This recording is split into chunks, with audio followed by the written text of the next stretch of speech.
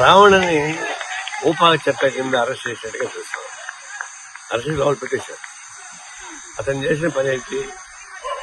గతంలో పవన్ కళ్యాణ్ ప్రతిపక్షం ఉన్నప్పుడు ఏమి మాట్లాడాడు అదే డైలాగ్ చెప్పాడు. ఇంకొక పుల్లు బాల కాకపోతే ఆయన చెప్పు చూపించాడు, ఇది పవన్ చెప్పు చూపించలేదు. అయితే ఈయన దీనిపైన రకరకాల పోలీసుల కేసులు పెట్టారు. అరెస్ట్ చేశారు, జైల్లో పెడతారు, మళ్ళీ బెయిల్ వస్తే మళ్ళీ అరెస్ట్ చేస్తారు. పోలీస్ స్టేషన్లో ఉన్నటువంటి రావణ పైన జనసేన సైనికులు దాడి చేస్తారు. అంటే పోలీసు దాడి చేయడం ఏంటి అంటే పోలీస్ స్టేషన్లో వాళ్ళ టీడీపీ ఆఫీసర్, జనసేన ఆఫీసర్ దాడి చేస్తారు. చివరికి ఊపా చట్టం కింద అరెస్ట్ చేస్తారు. ఇది మహారాష్ట్ర మొన్న మహారాష్ట్రలో జస్టిస్ మాధవ్ తీర్పిచ్చారు.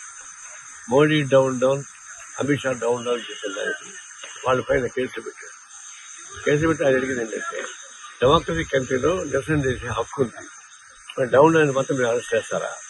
అదే ఏమన్నా నియంత్రణ జస్టిస్ మాధవ్ రైట్గా చెప్పాడు. అనేక చట్టాలు ఉన్నాయి కూడా. ఇప్పుడు ఇది విచిత్రం ఏంటంటే గత గవర్నమెంట్ లో శవాన్ని డోర్ డెలివరీ చేశారు.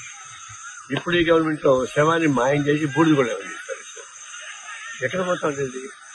ఏ ప్రభుత్వాలు వచ్చినా కూడా పోలీసులు ఉపయోగించి వాళ్ళ ప్రత్యర్థులు ఏం కావాలి చేసే పని చంపేయడం, డోర్ డెలివరీ చేయడం, వ్యవసాయానికి ఉద్దేశాలకుండా బూడిద చేసి పారేయడం, చివరికి బూడిద కావాలని కూడా వీలా పడిపోవడం. ఇవన్నీ చూస్తుంటే రాజకీయ వ్యవస్థలో ఒక అరాచకం వస్తాం. అరాచకం ప్రతిపక్షాలు చూస్తున్నారు, అధికార పక్షం నుంచి వస్తాం. అధికార పక్షం చూసేటువంటి అరాచకాన్ని ఎదుర్కోవడానికి ప్రజాస్వామ్యం బలోపేతం అవసరం వస్తుంది. నేను తీవ్రంగా ఖండిస్తున్నాను. ఇది మంచిది కాదు. దీనిపైన చట్టపరమైన చర్యలు తీసుకోవాలి తప్ప, రాజ్యాంగాన్ని కాపాడుకోవాలి తప్ప, రాజ్యాంగ వ్యతిరేక, న్యాయ వ్యవస్థ వ్యతిరేక పనులు రాష్ట్ర ప్రభుత్వం చేయడానికి